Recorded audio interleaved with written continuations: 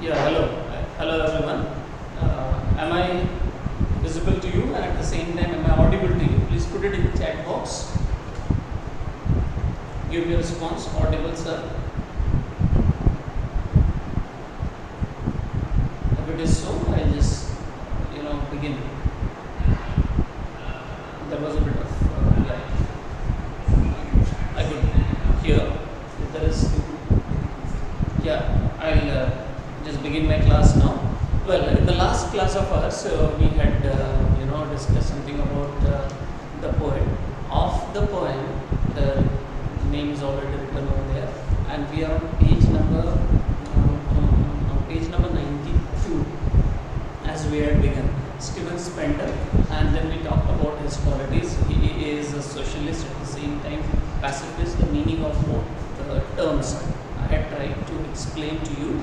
And next, we had discussed some lines over here, and I told you this poem was difficult because some words, they are used in such a manner that you cannot just go by the actual meaning of the word. You will have to go for the contextual meaning of the word.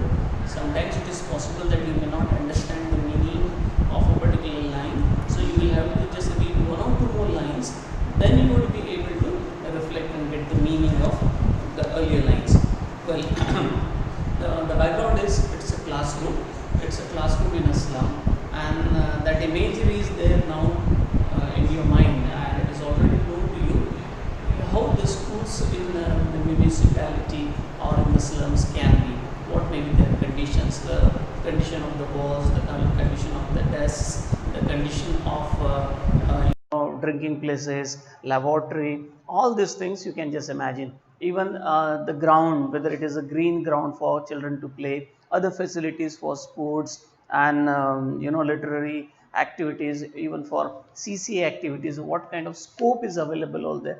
All this you can just bring to your mind in order to understand by making a comparison and then finding out a contrast, like the privileged schools and underprivileged schools. So like this you would be able to understand in a slum what kind of conditions might be there. So here we got some imagery and some discussion we had.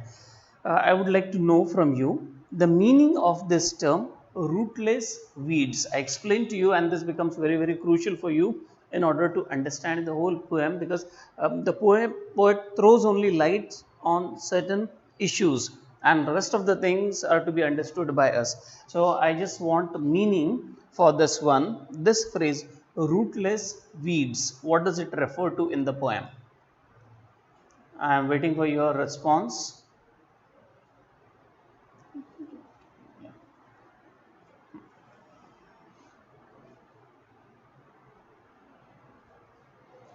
Rootless weed. And yeah, I here see 28 students of mine are watching, and I want a response from you. Well, your answer may go wrong, but don't bother much about it. Just try to get the response. No support. One answer I got from the Vyanshi. It is no support. Okay. Another one. Can I get another response? One response I got, that is no support.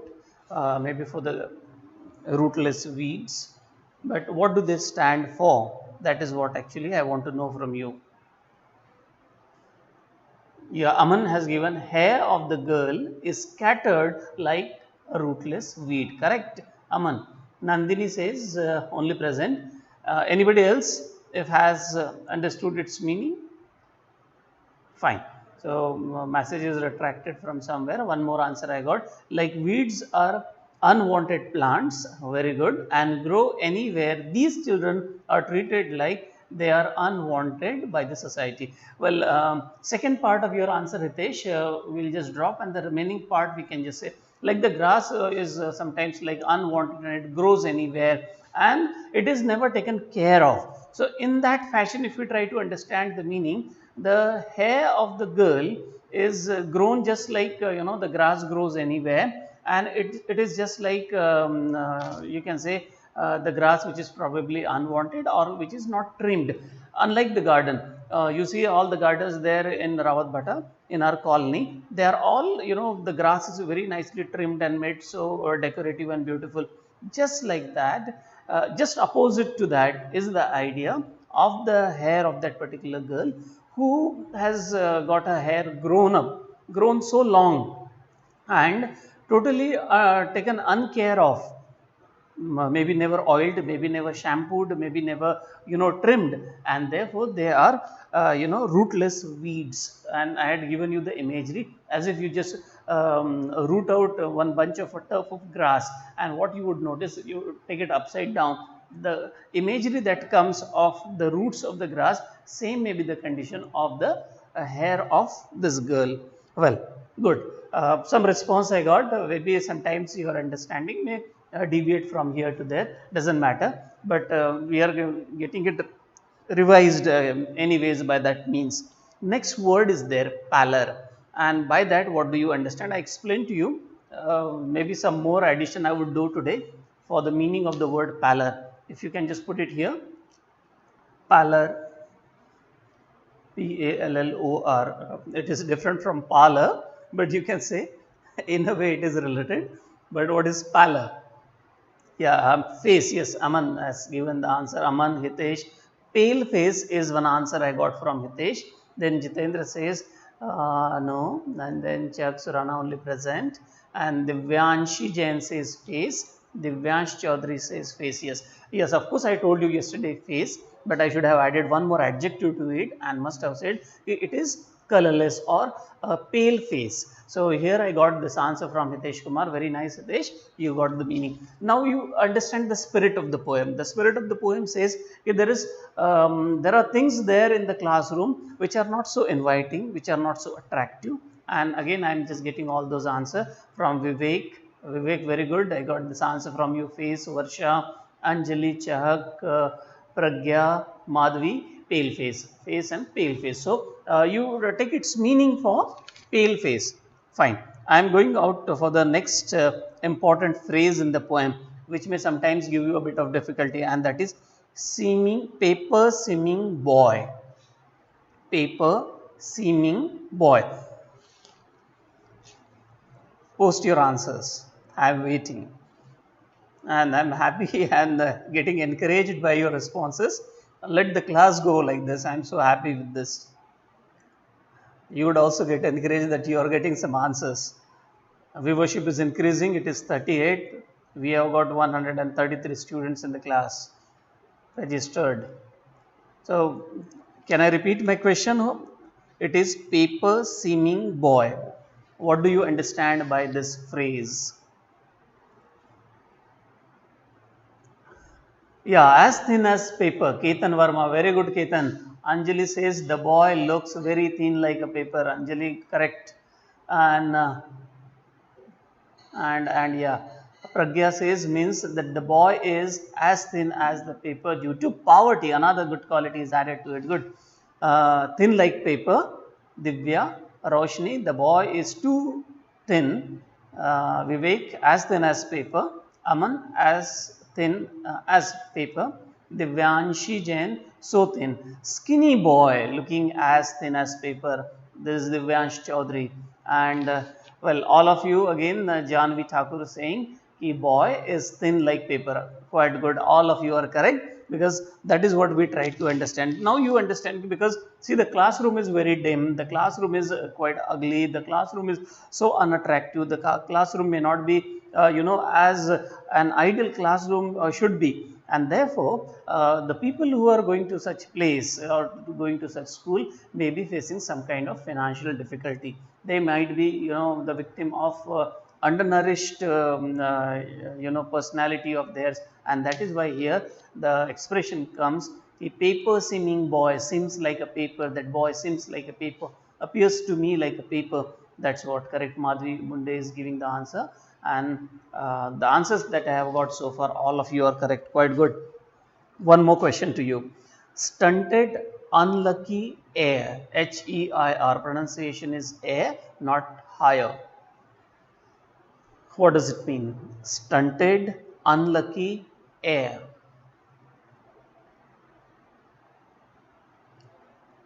Well, waiting for your response. I do understand it takes time for you to type and then post it, and you are also in a hurry, so sometimes even errors do take place, but they are all accepted. Stunted, unlucky heir. Any response? You can go the way you were going quite so well.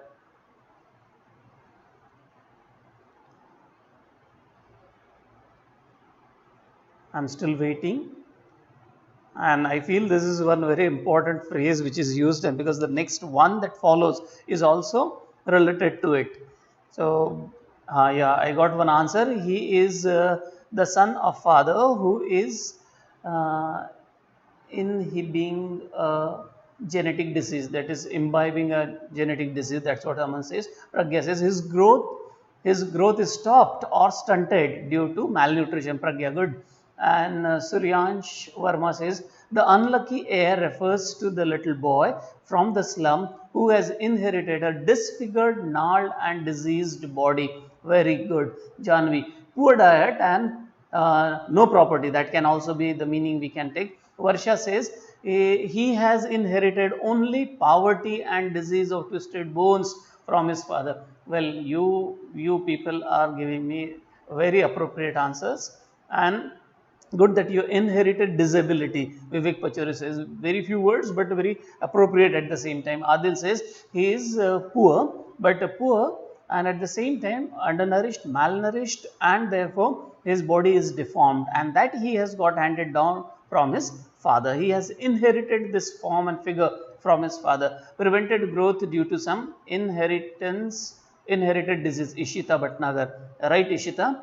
Divyansh says a boy who is healthy, but his growth is stopped and has a genetic disorder from his father. Good, Divyansh. I also like this explanation. Hitesh says thin boy having rat's eyes, that is in the next one anyways, and stunted growth is the unlucky heir, and he will inherit twisted bones from his father. Well, the meaning that I wanted you people to understand, that you already understood, it all refers to the father's condition. I mean to say, things we get handed down from generation to generation. We inherit certain things, and as we are inherited by this kind of qualities, maybe whatever the qualities, the way actually we are speaking, this is also the kind of pattern is there at home. Most members of the family, they use some peculiar vocabulary. The sentence construction is also so peculiar,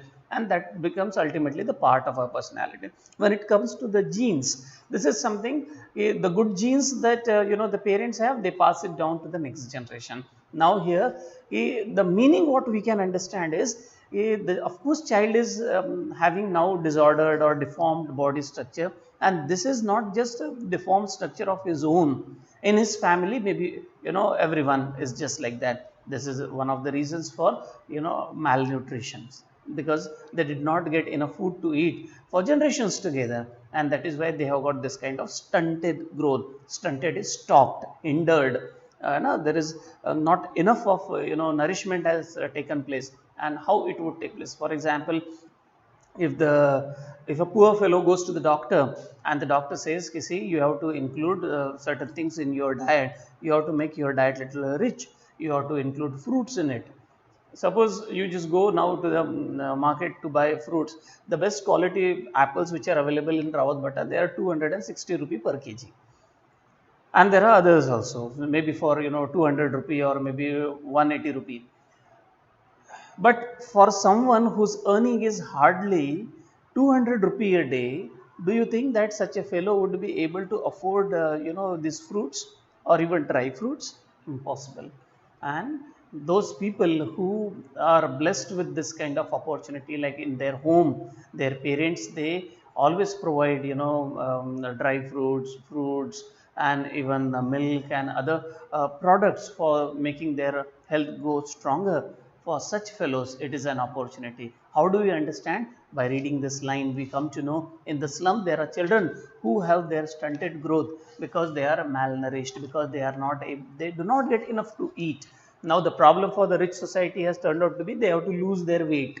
and the doctor tells that you don't have to eat too much, you have to have a little control on your food.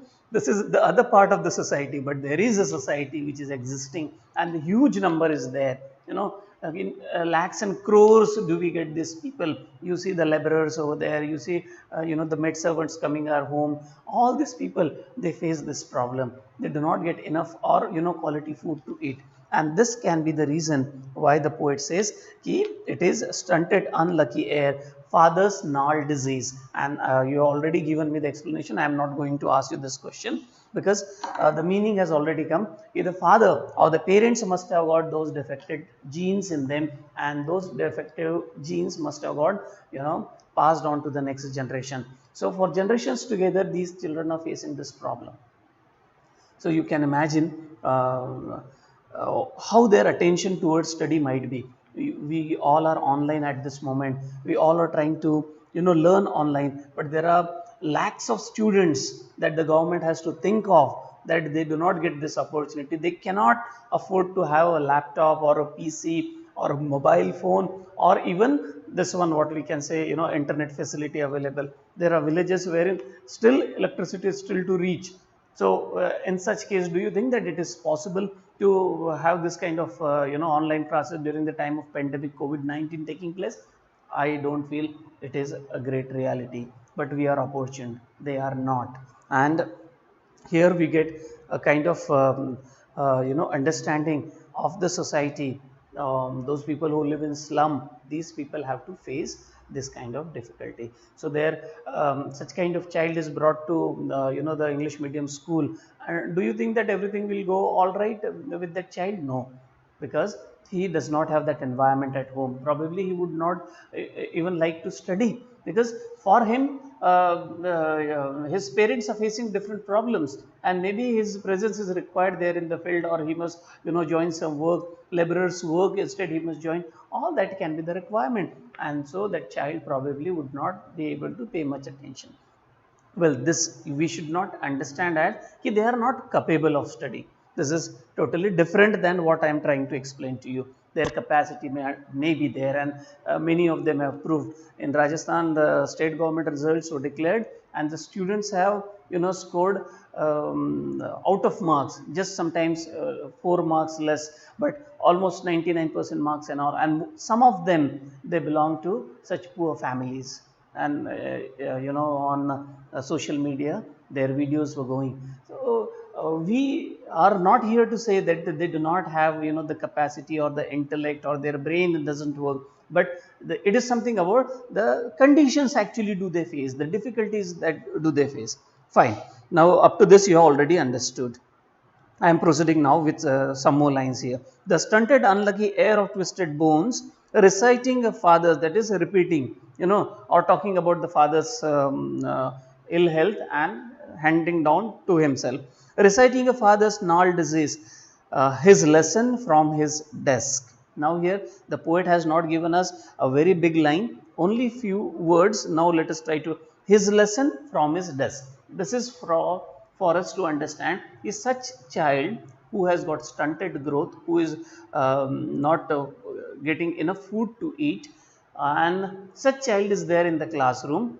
From his desk, how much is he able to receive? From his desk, how much is he able to understand? That is what the poet wants us to you know, put to our reasoning capacity and try to understand, explore our imagination. How far can it go? See, when everything is all right, still sometimes you people are not able to pay attention. This is because you feel that certain conditions are not favorable for you, so you are not able to pay attention to a particular class.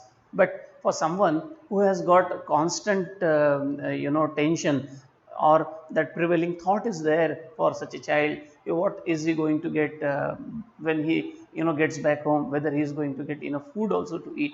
One recently I read one story of a district collector who was so poor that when he was in the mother's womb, the father died. The mother then did all laborers work, and then preparing some you know, a kind of liquor which is sold in the villages, and with that she was bringing up her two sons. And that son of hers, she wanted him to go to school. he also started taking interest. He says somewhere in his story, I didn't even have the books and the pens.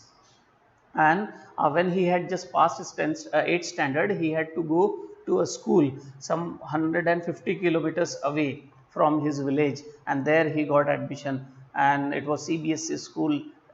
He passed his 12th standard with 94%. You just imagine a child with this background is scoring 94%. This is all desire. That does not mean the poverty is holding them back. It is the environment can be the same for everyone, but in general, if the conditions are provided, maybe they could have done much better. And later on, that fellow became a doctor. He did his MBBS, government seat he got, and after that he felt that during that MBBS last 2 years, he felt like going for IAS examination. He prepared simultaneously. He passed both, and he was a district. Mother did not even understand what is a collector's designation like. So what we need to understand, if poverty is of course there, but that does not speak volumes that they are incapable of studying. There are people who are of course poor, but they are just waiting for an opportunity. The moment they get it, they would like to shine like anything. So his lesson, how would he be able to understand? At back of the dim class, one unnoted, sweet and young. Here also it's not a complete sentence. There are only phrases. Try to understand what the poet says. At the back of the desk, at the back of the dim class. So here now the description of the classroom has also come. The classroom is dim, so it is not very well decorated, as you might imagine the convent schools or private schools with all ACs and the beautiful paintings on the walls of the classroom. All those things are missing. Just there is a structure of a classroom, and it is some time ago there might have been painting done in the classroom, and so it does not throw the brightness. It just it is pale, and it is not shining. Such kind of classroom is for them. And he is unnoted, that is unnoticed, and but he is a sweet and young fellow. So such kind of child is there in the classroom. His eyes live in a dream. Now such a child, though appears to be young, though appears to be very sweet, but where is his attention? And that's why the poet says whether he would be able to pay much attention to his class. His eyes live in a dream of squirrel's game.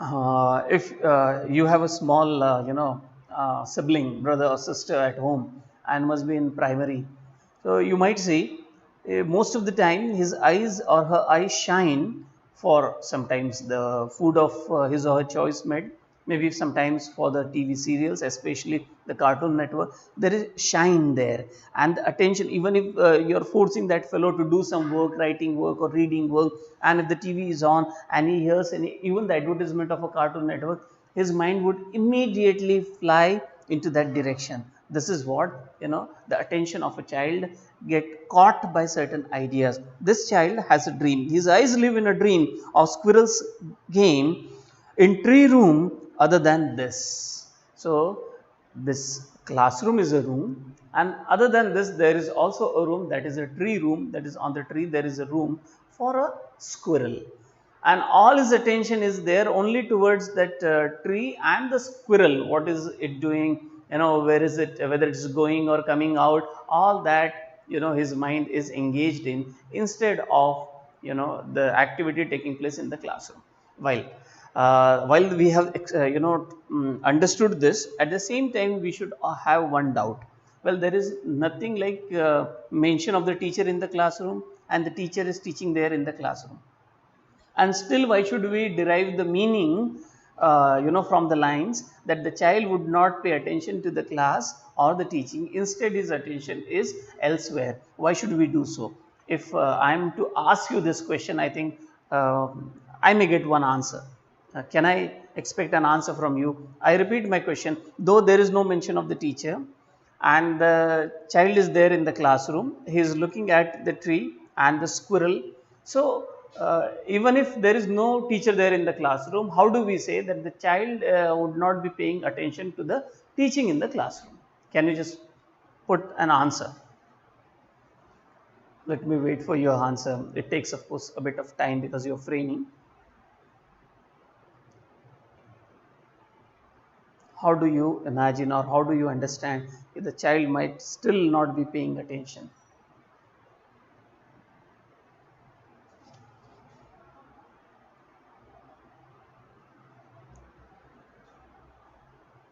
Well, I think it's taking more time. I feel that you may not be getting the clear idea for this. I am explaining now to you. This is possible because we are told the background of the child, that he belongs to this kind of family wherein he doesn't have enough food to eat. If he doesn't have enough food to eat, if your primary requirement is your belly to be filled in, so how would you be able to focus on anything else? You are hungry. Suppose you have not eaten for 2 days and you are asked to pay attention in a classroom. Is it possible? And it is not. All our saints have said the same thing. First bhojan, then bhajan. That means we have to fill our belly first.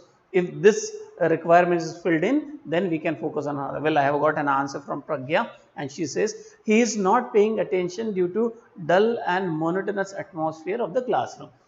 Okay, Pragya, this is one part of the answer we can say. There is another thing. There is another thing that we can, or we can say, Pragya, ki, he is paying attention more to the more attractive, room, that is the room of the squirrel in the tree. But there is one more thing.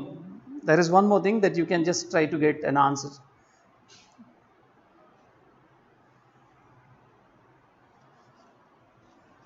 Fine. This answer, of course, I have got, and this we can take the extension of the answer. The basic thing is the belly is not filled in properly. His basic requirements are not fulfilled. Therefore, how he would be able to pay attention to any teaching in the classroom? That is one thing. Secondly, he finds the environment of the classroom is not so attractive. That is why he finds it very monotonous, and more attractive is the squirrel and its game there in the tree.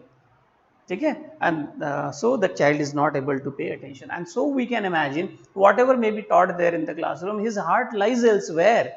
His heart bounces with the squirrel, and that is why he would not be able to pay attention. Varsha says a sweet young boy sits at back of this. Yeah, one more clue we can get. He sits at the back.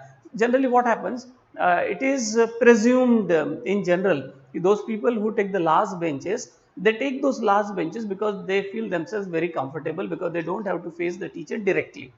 Well, for the teacher, whether it is the first bench or the last bench, it should be the same. For most good teachers, the last benches are the more important ones. They pay more attention to the last benches because the teachers do understand they have chosen those last benches because they want to escape the attention of the teacher. And a shrewd and smart teacher will therefore look more at the last benches and will teach the last benches more, because the last benches will reach all through the first and the middle benches. Therefore, but in general, this is the understanding that last benches are the ones wherein the students feel that they would be able to escape the glance or the attention of the teacher. Well, the last bench, something Varsha says, a sweet boy sits at the last at the back of this dim class, so he sits there unnoted, and that is what we say, as if the child would go unnoticed by the teacher. That is why he sits over there on the last bench, and so we can say that he is not able to pay attention. Yes, and sir, I think chapter is boring, so the young boy is not paying attention. That is extension. Adil, you can always give this kind of answer, but it's not chapter is boring, Adil. Even if the chapter goes boring, still, the very attentive fellow would pay attention. The reasons are little different. I explained to you before some time. Well, please don't make have more comedy there online. We are happy that you are there and paying attention. Next is Divyansh, and he says, as the boy is unnoted, so he is also don't want to get noticed by the class, so he is in his own dream. Right. From this Divyansh, what I can understand, generally it happens. If somebody earns a bad name, And so because somebody has already earned a bad name, so why need I bother about making my name good? I am already stamped or labeled as a bad fellow, so let me be just bad like that. This may also be understanding. So why should I pay attention? I have never paid attention, I do not understand anything, let me be on the last desk benches, so it doesn't bother.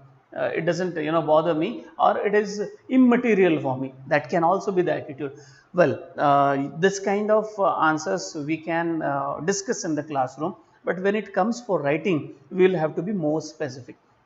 So let us go back to the background of the child. He comes from a very poor family. He doesn't get enough food to eat. He is undernourished fellow, and maybe his difficulties at home would be more. Maybe he is not getting enough environment of learning at home, and therefore he is more attracted by the squirrel outside than the classroom. The classroom is for him is a dim and dull place, but for him the outside world, the environment, nature outside is very attractive. Khushi says, due to hunger and the dim environment, good one, these 2 points. Due to hunger and the dim environment, the boy is not interested to pay attention there. I think this answer we can take as very suitable one, and the others we can just add all those things over there. If the question is for 3 marks, so all those things you have written, but if it is for only 1 mark, so specific things you can write down.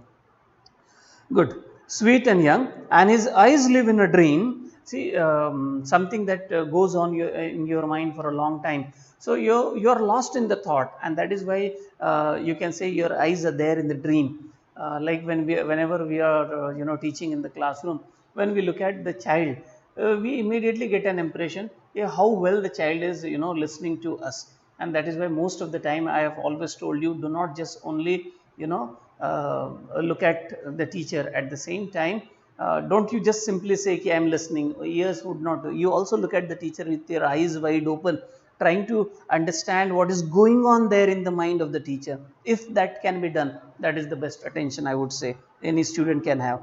So his eyes live in a dream of squirrel's game in tree room other than this. I think this is all already understood by you. Moving on to the next one.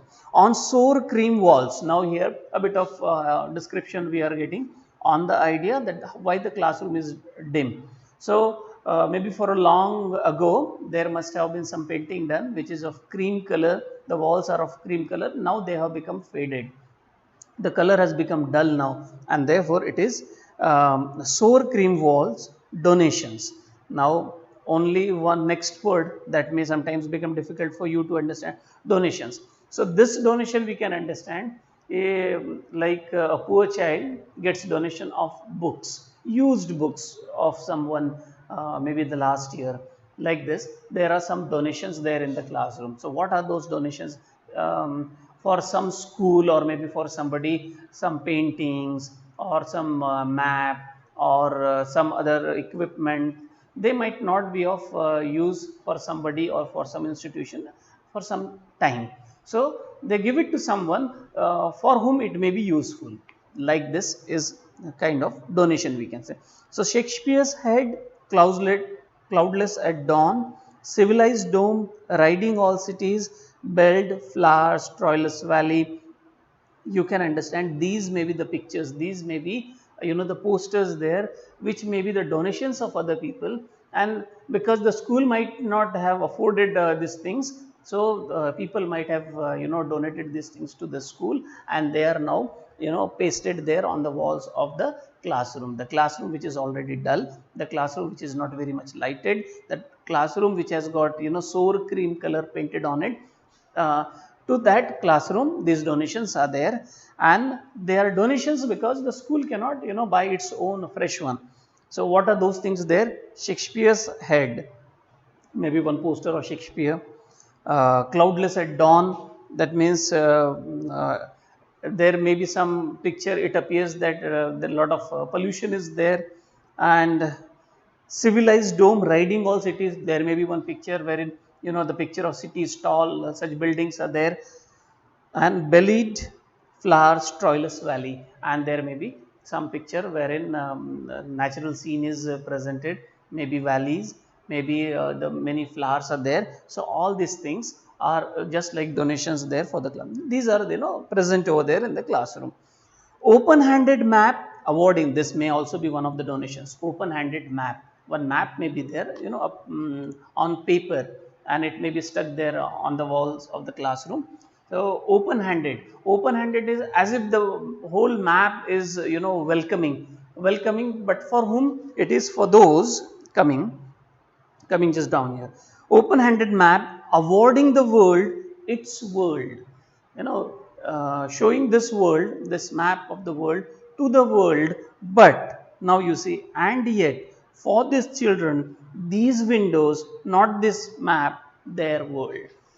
मतलब पूरी दुनिया is there, but this whole dunya cannot be visited by these children, or as if the picture of this whole map, the whole world does not belong to them, or their mention is probably not there. Of course, they geographically everything is there, but metaphorically you do understand. This whole world people can visit, or the people can live at such beautiful places, beautiful, developed countries and all, but for these children, they are living in such condition that even this map probably does not belong to them. So what belongs to them? Their classroom. What belongs to them? Their vicinity, their neighborhood, their houses which are there in the slums. And what can be the conditions there in the slum? That is already there for you. You have already seen such movies and might have even visited. So such may be the condition for these children. Open-handed map awarding the world its world, and yet for these children, these windows. So what do therefore they do? They are only standing by the windows and looking outside. And window represents here the limited view, and the map represents here a wider view. So the wider view and the wider exposure is for the whole world, but not for these children. So for these children, these windows only. These windows, not this map, their world, where all their futures painted with the fog. Now, as they are by the window, and through the window, what do they see is their slum area, and that is their world. And you just imagine if they are just living over there, and for years together, if they are going to be over there, you can understand how their future is going to be carved. It is going to be painted with fog only. Fog represents here darkness. So their future is dark. That's what we can say. Good. And where all their future is painted with the fog, next two lines on page number 93, a narrow street sealed in with a lead sky, far, far from rivers, capes, and stars of words. Stars of words, let's try to understand. This means the noble ideas, the noble thoughts, the good learning is probably out of their world, even if classroom is available. But we can also understand one more thing: if the classroom is there but the teacher is not there, whether there is any mention of the teacher, whether there is any mention of the teacher given there, no. So extension of idea can also be, if classroom is there but there is no teaching taking place, classroom is there, there is no teacher. So you can imagine how their future can be carved. It is nearly impossible.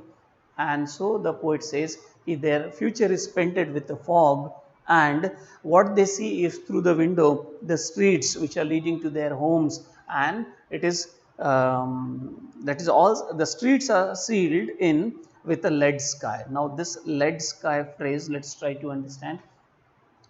It may be pollution, it may be fog, it may be smog, and with all that, their complete environment is covered up.